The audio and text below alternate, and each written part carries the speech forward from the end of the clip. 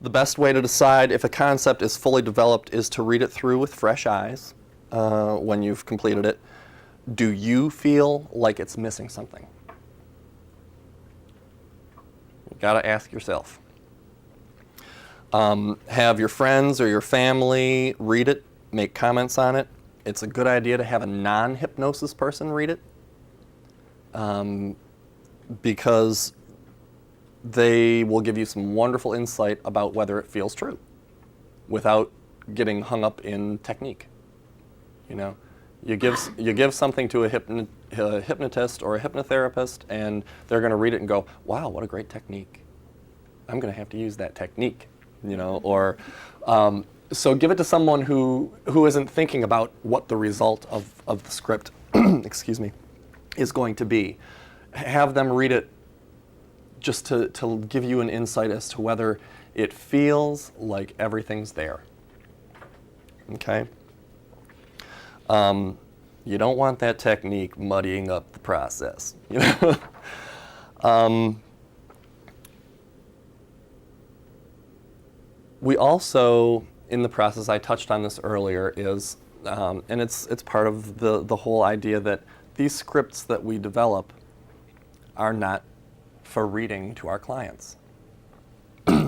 Although, I mean, I do write scripts specifically for a client and I take them in, but they're like a framework. They're not, you know, see spot run, run spot run. That's not how it works.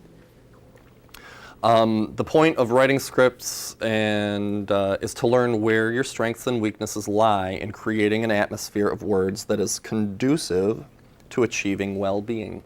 Okay? The most effective hypnotherapist is one who gets in the zone with the client and creates that atmosphere freely and instantly. Now, instantly doesn't mean you're going to have them in that lush state like that. What it means is, as soon as they walk into the place where they're ready for that hypnosis work, that they're instantly primed, okay? And even the words we use before we start, you know, formal trance feed into that. It's all about choosing the right words and scripting yourself for their benefit. And it comes with practice. And the best way to practice is to write scripts for every possible scenario. It's a wonderful idea to write scripts for issues you don't even expect to encounter. Okay? As a matter of fact, it's a great idea to write scripts for things you don't expect to encounter. You know, there are hypnotherapists who go into practice and all they do is smoking. That's it. I'm not going to see anybody else except for someone who calls me and says, I'm going to do some smoking. That person, if they do not work in other concepts and other ideas and other thoughts and feelings and motivations, are doing themselves and their clients a great disservice. Because, you know, after 20 years of doing the same script for smokers, I would be pretty darn tired of what I was doing.